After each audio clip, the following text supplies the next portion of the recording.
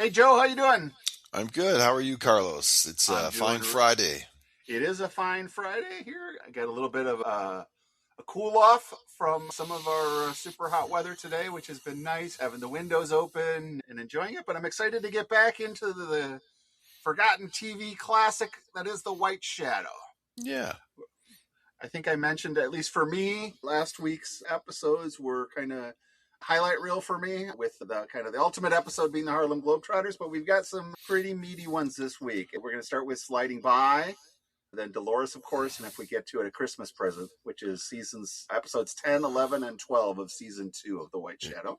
Exactly. So those are some episodes that I remember very well, especially the first one we'll talk about, to one that played on Christmas Day, which I probably, which I see, like, some of these things come back in spurts. So, but that one was an interesting story, but if we get to all three, we'll get there. Yes. All right. Setting up here, Sliding By. This is actually one where we have a gentleman who shows up at Carver to see Coach Reeves, and his son is transferring, and his son is this well-known star from Idaho. But what I was going to say is, I feel like the father is probably the laziest the writers have ever been. I mean, just like going, all right, let's make him seem like a real hick from the sticks. Yep. Let's have him playing horseshoes outside his home. What else can we do? I mean, it's a very flat character, but we're trying to say he's unsophisticated, he's rural, he's from the sticks, but he knows what he has in his son. And he lives in a trailer park, no less. Yes.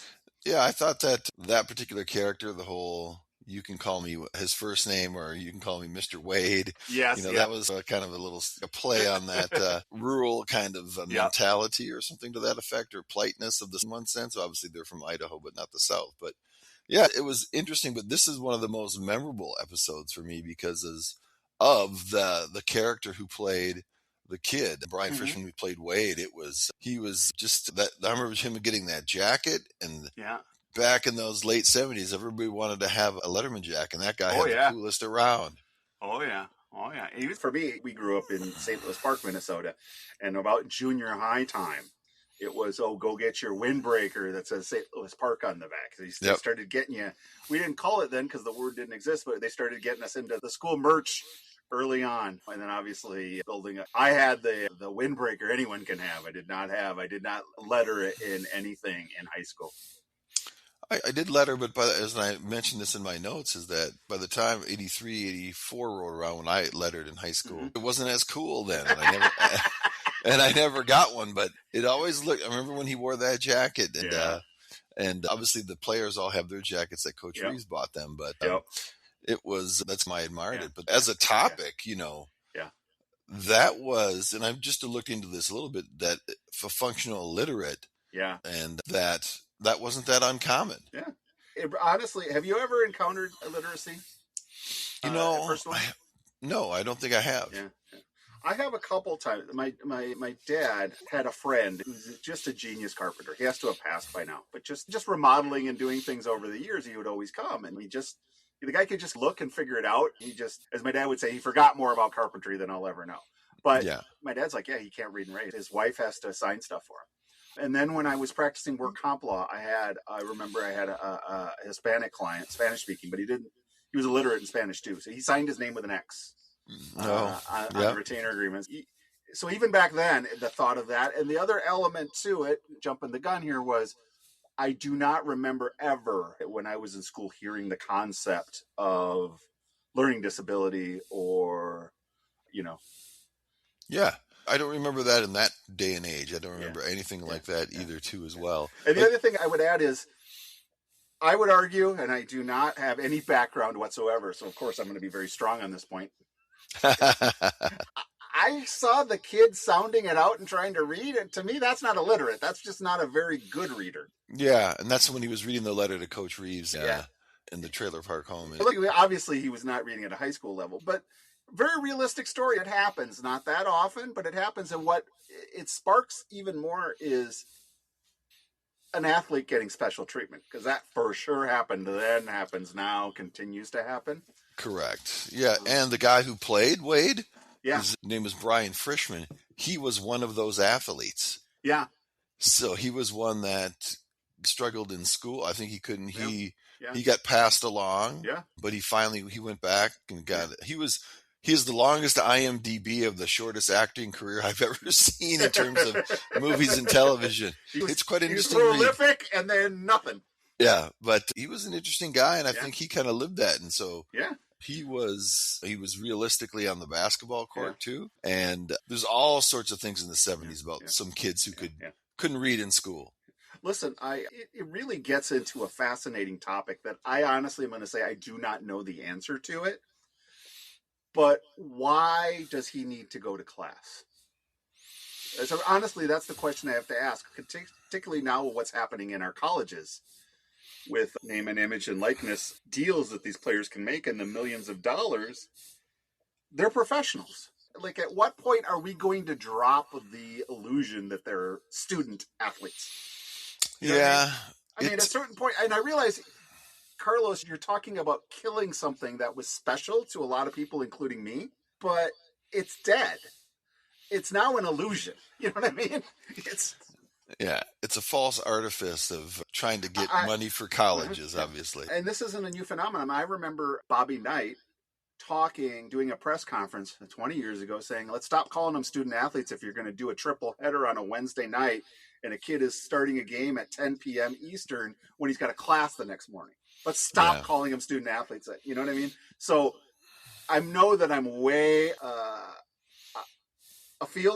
afield, but honestly, it really is a core issue because I do not know what the right answer is. And I would hate for us to lose the idea of professionalism, but what's going to happen in college sports is you're going to end up with a professional semi-league. The Ohio States of the world are going to be pro leagues. And then you're going to have schools that decide we are going to keep it amateur, and it's going to be a two-tiered system. And the professional teams are going to get essentially a free developmental league created for them, so they don't have to spend on it. So anyways, way far afield of sliding by and the white shadow, but well, good thing the Gophers have never been that great. So we've always been the second tier no matter what it was in terms of, not always, but for the most part. I remember I think it was right after, because things usually pop up right after he leaves town. Oh my gosh, I cannot think of the name. It was the guy who went to Notre Dame from here and won a championship, and Lou Holtz. Oh yeah, Lou Holtz. Problems always arise after Lou leaves when you start looking at what he did.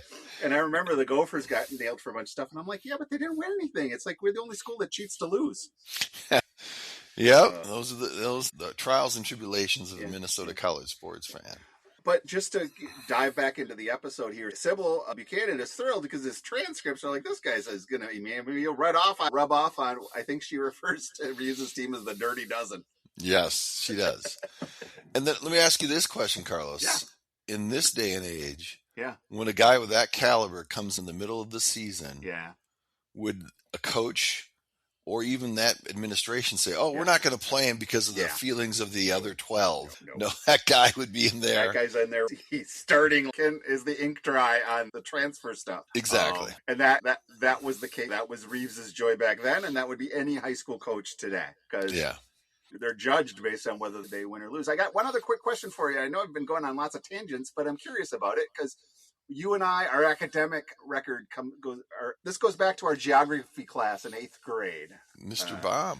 Yes. Have you ever cheated on a test? The statute of limitations has run. Have I ever cheated on a test? It's a good question. I don't recall ever cheating on a test. Maybe a question? I don't know. My biggest memory was when I was taking a test one time. My friend of mine in the desk in front of me just said, what are you working on there? Grab my test so we could write the answers down. But I think it's this is a memory of him cheating with his hand. And the reason I raise it is because in that geometry class, there was an incident where some of the young ladies in the class had gotten the answers from someone who had taken the test earlier in the day. Oh, really? And so had the A, B, C, D. But at the time, nobody knew that teachers are not stupid. When they have the same class multiple times, they have different versions and different orders of the questions so that people can't share with their friends what the answers are. And so very clear that you got everyone wrong, you know what I mean? Or whatever you would get from essentially random guessing. And our guy here realizes he's not going to get to slide by like he could in Idaho. He has the same, what you doing, man? He gets some answers, but he doesn't have any money because he used to just get them before in Idaho, but apparently somebody wants them to pay for them. So he's got the answers. He's got them written on his hand, and he gets busted in class taking the test. And that's when it all comes out. Yeah, you think for a school that they always characterize as being less than resources, seems to have very great teachers and very strict teachers. Yep. So I thought that was an interesting sort of dichotomy that you would think that type of school people would avoid because of the lack of academic rigor.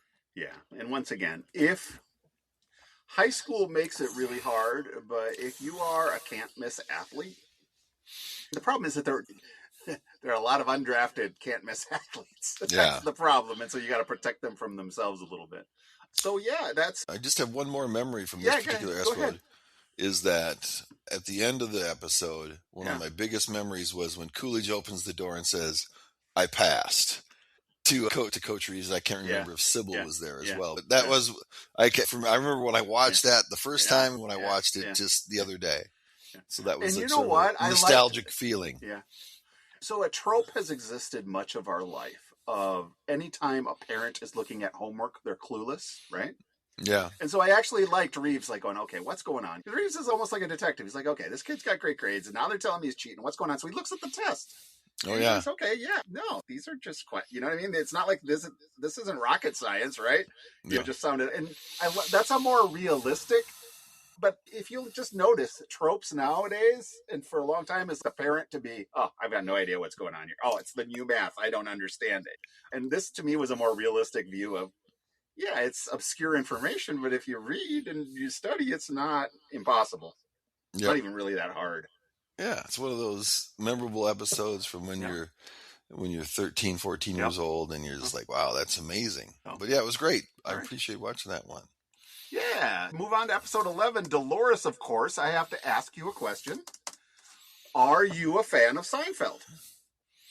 I am a fan of Seinfeld, though I haven't seen it for many years now. Okay. There was an episode of Seinfeld where he runs into a girl he used to date or is dating her and can't remember her name. So he's using sweetie, honey, this and that.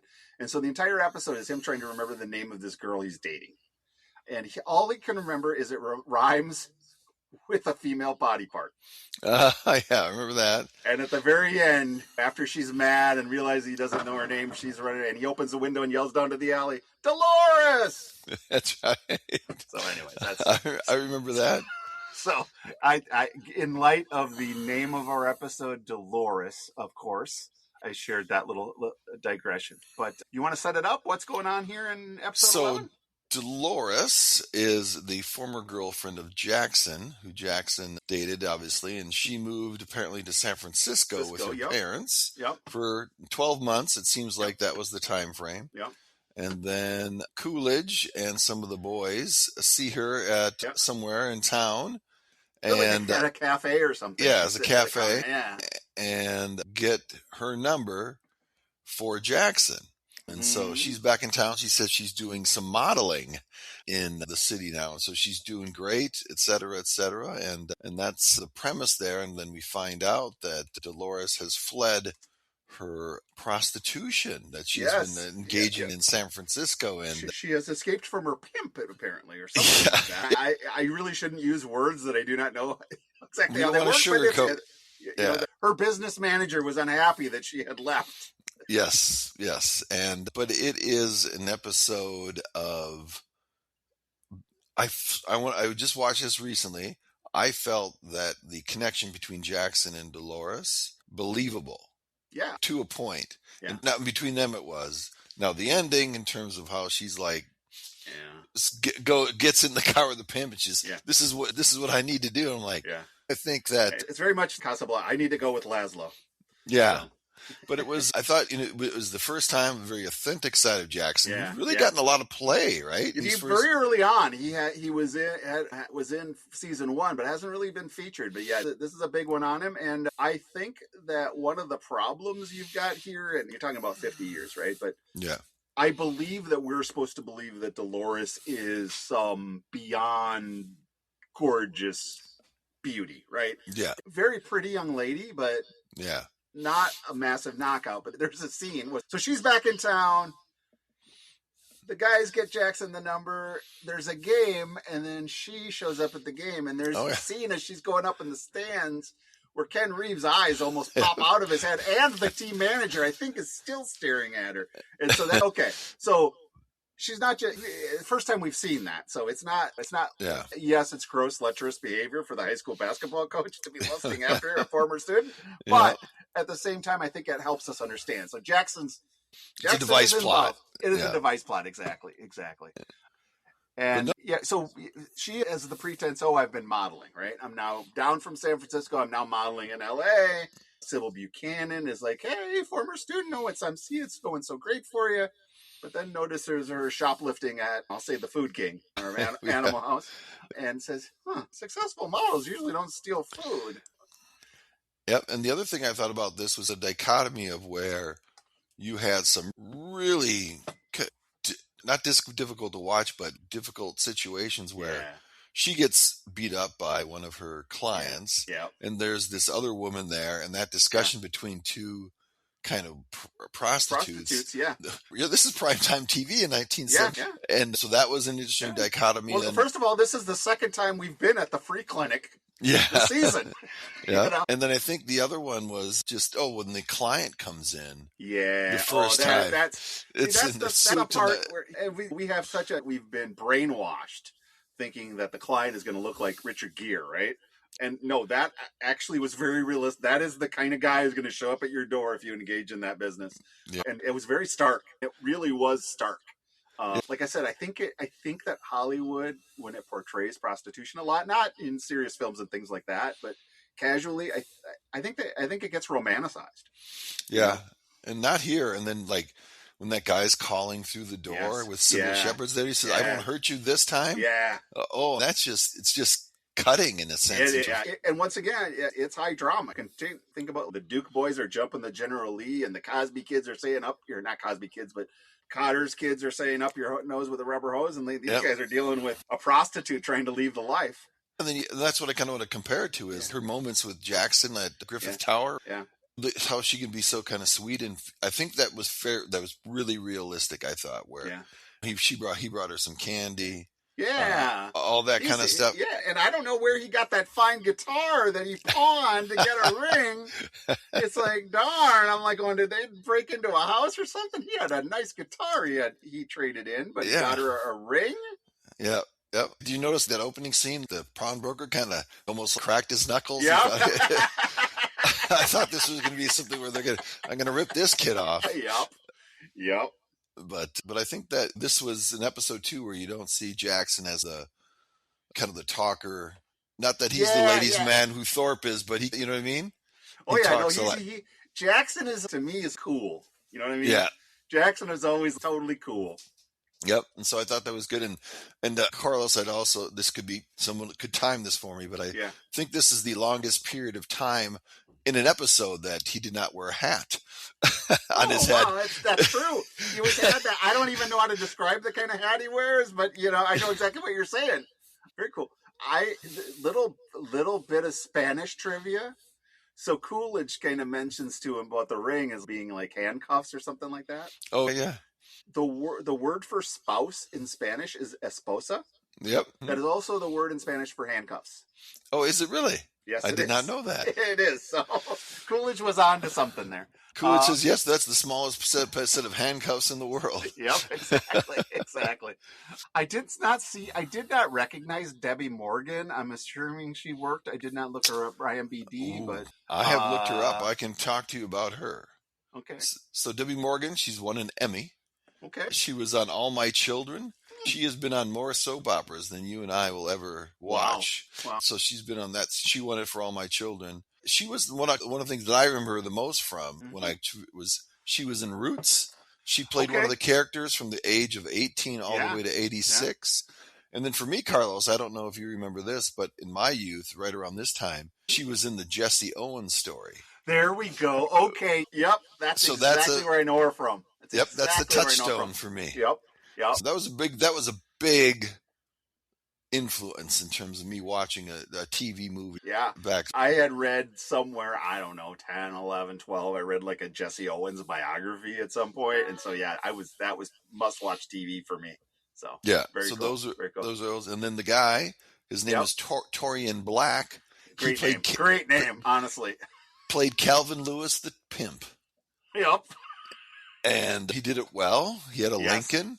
Yep. And that's what I felt was when she actually left with him. I felt like that. I know she wanted to save the younger girl and not trade, know, and that was fine, but then they disappear and we never know what happens, right? I mean, I don't think it's realistic, but it was. For whatever reason, you have people that make bad choices because they feel like they don't have a choice.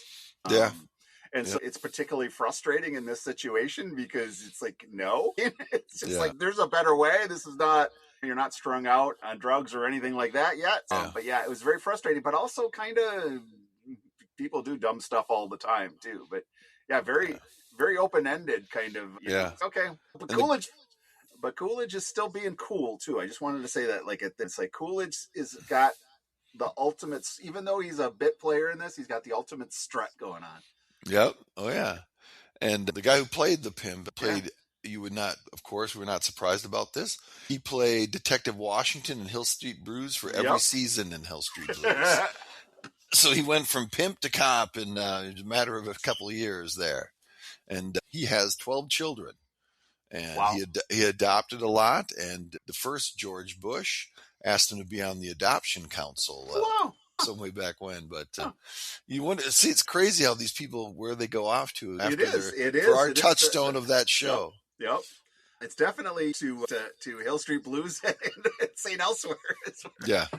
It is a little pathway, it seems like, too, as well. Yeah. And then I think that we'll say on a very special episode of The White Shadow, Christmas episode of The White Shadow, we see our gal, Sybil Buchanan. It's Christmas time. I will say, I don't remember specifically, but I feel throughout, Ken Reeves is wearing what I would call Charlie Brown sweaters. Yep. I will start, next time I'm just going to start screenshotting him and say, is it just me or is this a Charlie Brown sweater? But he is also full of the Christmas spirit. It's like, I think I noticed it if it was the first episode of these that we watched, he's bringing out he's bringing out the Christmas stuff and I think last week or this week, he's like, no laps today, no practice tomorrow. I'm like, who is this guy?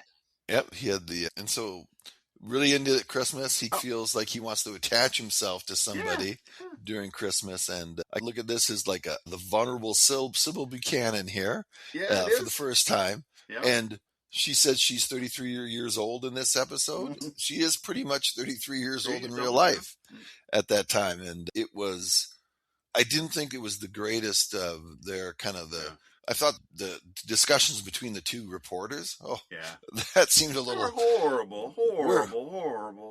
We're from this two-time loser or whatever he said. Honestly, seriously, it's like I just cringe at it's like, thank God men have evolved. Yep. I'm not saying you have to be Alan Alda, but can we not be like cockroach that crawled out from the nuclear holocaust? Yeah, that's very. And the other thing I'll say is it's kind of comedic a little bit, but Ken Reeves is struggling too. He's lonely. Yeah. Yep. He's a little lonely. And this is I wrote down, Russell Phil Robinson as manager Phil Jefferson takes the stage. Finally, Phil, first of all, his eyes got strained staring at Dolores last week, but Phil takes center stage. I can't remember the order of everything. We see Sybil with a man. Yep. Kind of, I call it this was almost like a soap opera syndrome, where like soap opera, someone has a baby and then 2 years later they're in high school. Yeah. There you Sybil, go. I don't know, somebody poured water on a chia pet and Sybil instantly had a husband. But they're separated, but they've been separated for 2 weeks, which I don't quite understand. And they have separate places. And they've managed to move out and get separate stuff. And to the point where the thought of staying married to him is just kind of tough. Yeah. Yeah. And that was interesting. And then a little trivia note here. In real life, both those actors were married in less than a month later. Wow. So Sybil and her fake husband, husband. became a real husband. Wow. About a month. I hope he's got healthier ideas about marriage than his character did, because holy cow. I haven't watched ahead, so I don't know, but at the No, end no, of no. the I'm just saying I'm just saying from his. Yeah. So what happens is Sybil is knocked up. And so then he's obviously, we got to stay together. But then he's like going, I don't know that I want to be married. You know what I mean? And so he's really struggling. He's talking to his, so they're sports writers. Let's just say his Oscar Madison coworker. Yeah. Was a bit of a Neanderthal. And in the meantime, Ken Reeves is like going, okay, sis, okay, brother-in-law, what's the plan for Christmas? And they're like, you know what? We're going up to Seattle to see his family. But you can come. North Dakota. North Dakota, that's right. North Dakota. And Ken Reeves politely apologizes and says no, but now Ken Reeves like, I got nobody to hang out with. And I think, does he try to hit up Sybil or no? No, never. He tries to hit the principal. The principal. And the principal has got Scuba on his mind, which is... Yeah. What am I going to do this episode? Let me tell you, we're going to have you buy a lot of scuba gear, and every scene you're in, you have a scuba magazine. So I thought that was great. Yeah, it is. It's kind of awesome. But in that scene you mentioned with the brother-in-law and sister, he's got the red Mustang in the parking. Yes, parked in front of their house. Does. Yes, which I don't know. Maybe you got a little bonus for all the home ec classes he's teaching or something. So he took it out of storage. Who knows what happened to it too as well. Yeah. Here's something that I think would never happen today. Yeah. The boys decided to put a tree and decorate it and put it in the middle of the hallway and putting some young lady's panties on top and the coach's jockstrap. That would have flown today. Yes, Salami and his cousin. Yeah. Salami pulls up to school with his beat-up convertible. Let's give it the right name, Hotel California, as he calls it. Yeah. And there's an evergreen tree in it, and his cousin is holding an axe. They're driving down the road. And they cut it out of an empty lot. So that was silly too as well. But the whole. And then Coolidge, do you remember when he's walking down the hall doing his strut and that one goes by? He physically assaults the girl. That is, honestly, I'm sorry, but that is criminal sexual conduct in the 5th degree in Minnesota right there. That's a crime. Yep, I saw that. I'm like, that's not happening today. That's not being... I'm curious if he just didn't do that. What do you mean in terms of... I'm just curious if that was not in the Oh, I see. In the script. He ad-libbed it. He ad-libbed it. And who knows, maybe that was his girlfriend. I don't know. But it stood out to me like, oh no, do not pass go. That's right. There's no classes for that. That's immediate suspension. So I did notice that. Thanks for reminding me about that one because I wanted to bring it up. I still think the Sybil and Ken Reeves conversations are still some of the best. Yeah. I don't have any specific notes on it, but I just love that relationship between those two. It's fun. And I don't want to say there is because there's not, but there's a little bit of chemistry between the two, right? There's a little bit of the dislike. They really like each other. Yeah. And I think they have, like I said, some of the best conversations on the show. Yeah, I think it was this episode, or maybe it was one of the previous ones where she comes over and says, "Can I sit down? Is there room with your 2 stomachs?" Yep. That's right, because he had a big thing of Danish or something on 2 plates or something like that. But yeah. And let's get back to the team manager because we missed out the other big plot point is where the team says, hey, your mom's not going to be, let's have a party at your house. Phil's an A student. He wants none of this. Phil is like, how did I get myself into this? And then this girl who is, Phil will admit, is way out of his league. Coming on to him saying, I heard about your party. And he's like, cool, but now I'm nervous because I can't handle a girl like this. And how does she know about the party? And it's been done a lot and it's real. This is why I never had a party at my house because those things get massively out of control. And then you end up having to call the police on your own party to get people to leave. And you look 2 things about that. They've Hayward talk him down. Yeah. In this episode. And then also, too, you got to love Hayward's hair, man. It just keeps getting more beautiful. It gets more beautiful and beautiful. Every episode. I mean, and not it's proportional. That's not that to quote Tony Manero from Saturday Night Fever. Work a long time on my hair. Don't hit on my hair. That's right. And as someone who had a sort of a fro, as you did, I had appreciation for it. I did. I had hair that never got long. It just got big, and so back then, being a follically challenged 60-year-old, I can still look back at my high school pictures and say, look at that glorious fro. That's right. That's right. Yeah. But yeah, so Phil, they don't trick Phil, but that girl scares them. So Yeah. he wants them there at the party, But he doesn't want to be there. yeah. So it's an interesting kind of a dynamic. And then to the comedic element, Ken Reeves is lonely trying to figure it out, finds out Phil doesn't have anybody. Like, Phil shouldn't be alone, and so that solves my problem and his problem. And now Phil's, I don't want to hang out with Ken Reeves. I don't want to party. Phil just wants to be left alone. And then Coach Reeves shows up uninvited with the turkey and his famous stuffing. Yeah. And he just walks in when he sees the whole team, which, again. Yeah, as we've seen, I think there was a college football coach or two that got into a little bit of trouble partying with students. Yeah. Oh, yeah. One who commentates for the Timberwolves, as a matter of fact, last season. Yeah. The other guy I wanted to bring up was the guy who picked Coolidge's locker. Yes, thank you for reminding me of that. Yeah. I remember that guy. So I did watch Hill Street Blues. Yep. And so I remember that guy's character from Hill Street Blues. I do not remember. I think Hector, he was a gang leader. So there was an episode on Hill Street Blues where they have a gang summit. They're going to try to cool down the gang problem, and they're going to get all the gang leaders in and try to negotiate a peace treaty. And this guy builds a great character. So he shows up numerous times over the seasons and walks into the police station and says to Daniel J. Travante's character, "Hey, Frankie." So and he played, basically take that guy, make him a gang leader in New York, and that's the same exact character. So. Yeah. He played 28 episodes on Hill Street Blues. Yeah. I remember him very clearly. A very distinct character. Yeah, and he, really tragic, he died one Sunday morning being hit by a drunk driver in 1999, I believe it was. Oh, that's horrible. Or 89 even, maybe. 89, wow. And his wife and his kid were in the car. They weren't injured, really. But it was, that's a tough, because I thought he was in, his last project was UHF by Weird Al. Weird Al. He died while that was filming. So it was, I remember that guy. When I saw his pictures, like, okay, where do I know this guy? Yeah. I remember it right away. And so, because this is Coolidge. There's another plot, but this is actually richer show than I thought. Coolidge promised a doll to his daughter. Or to his sister. Little sister, yeah. It's a $60 doll. It doesn't pee or do anything. But it's $60. It's just big. It's just big. So he goes down to the store and wants to know. It's like, and they're like, wants a job. And they're like, yeah, Christmas, it's almost Christmas. Christmas jobs are already gone. He's like, I got to do something. I got to get this for my sister. And so they hand him a bag. Yeah. And of course, everybody knows what's in the bag, but they pretend like we don't know what's in the bag. It's a bag full of stuff. And they say, okay, here's your job. And he's walking home with the guys. The guys want to know what it is, and he won't tell them, and they can't sneak in. So that's why they hire this guy, who is the expert safekeeper or safe cracker. Yep, to crack his. And the reality is, like, information from having used it. Okay, but all it took was one swift kick, and any high school or junior high locker was open. It did not require a safe cracker. So Gomez's buddy, though, right? Yes. Go-Go's, yep.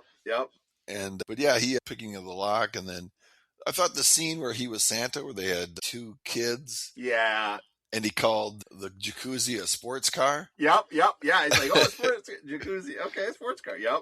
And then the kid's name was Warren in a basketball. Yeah, I thought that was kind of good. And then when, what's his name? I think it was Thorpe who sat on his lap, wasn't it? Yep. And at the end, when they go off, and he says, Santa's going to go to that party on his own, and he's going to punish them.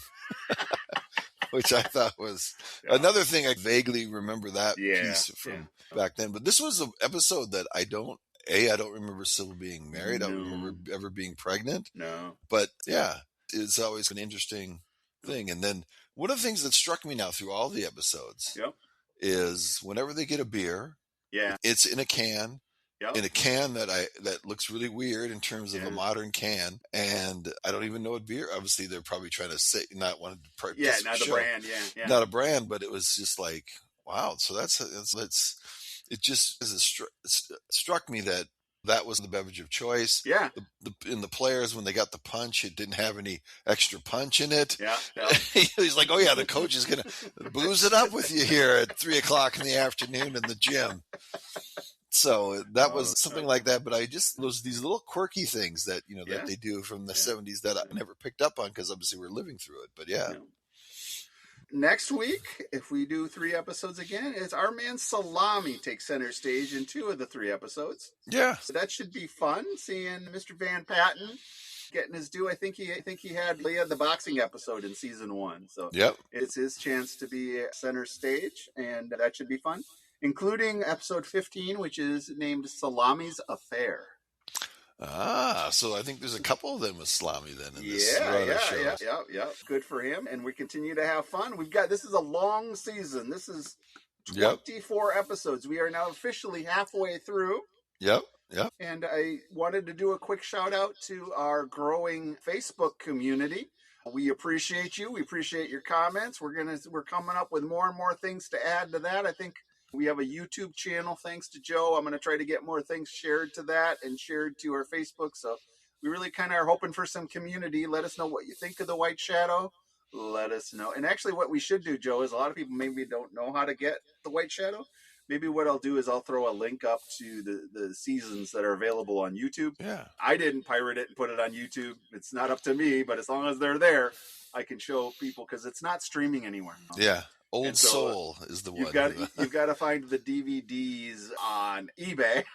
I've never seen season 3. Season 3 DVDs do not exist. So it's the only way you can watch it is Old Soul is the guy who's done it on yeah, and then actually I need to check out too, because you told me that he has also uploaded commentary tracks from the DVDs, and that'd be fun to correct. Maybe I'll try to dive into that. Maybe we can do a specific episode on that. Yeah, they talk with, I think one of them is Thomas Carter and one is with Coach Reeves. But yeah, those are fascinating. And watch the Facebook page, because with this, we're not in sync with our episodes here, but I'm kind of building it up here. We're getting more and more interesting, and I found these little newspaper ads. And we're trying to build a community. We're trying to build something long-lasting. This is our love letter to the White Shadow. And so we're going to have this content that's created in these podcasts that'll exist. If someone finds them and loves the White Shadow, they can partake in it. And by then, we'll move on to our 3rd or 4th or 5th or 10th show. Yeah. But at the same time, when we move on to something else, what we've created here lives on. And exactly. So if I was discovering or wanting to go down a White Shadow rabbit hole, I would hope that we're building a resource that people can use to enjoy that. I agree. And then, and Carlos, you have some big things going on? Yeah, so I write on Substack. I'll throw the link into the show notes. I write about baseball mainly. And on Sundays, I've been trying to do what I call the lighter side of baseball. So some of the stories that are less, like labor law and intense and lockout and all that. And so we are in the season of baseball that I like to call Hug Watch. Baseball is unique in that trades can happen mid-game. And you've got something that's developed where reporters and fans have been watching. If there's some kind of hugs happening during the game, it can mean that a player's been taken out of the game because he's been traded. And so I'm writing about some of the bizarre quirks that have happened due to baseball's trade deadline and Hug Watch. Very good. Publishing that on Sunday, and I'll get the link up. Yeah, and then everyone keep onto our Facebook page. I'll be publishing some more stuff. I'm trying to be more consistent with that, and then I think you'll enjoy kind of the things. I've unearthed a few things, and we'll see how we go. But I'm interested in. I don't recall the Salami's Affair, so this will be kind of a good thing for me to watch since I don't remember it as well. But I've seen pictures of the actress. I'm like, that woman looks familiar. So it'll be great to know, to discover who she is as well. All right, you are a resident sleuth, so I look forward to seeing what you find. Very good. Thanks, Carlos. Thank you, Joe, and thanks everybody for listening, and we'll see you next week on Forgotten Television. Yep. Have a good day. Bye now.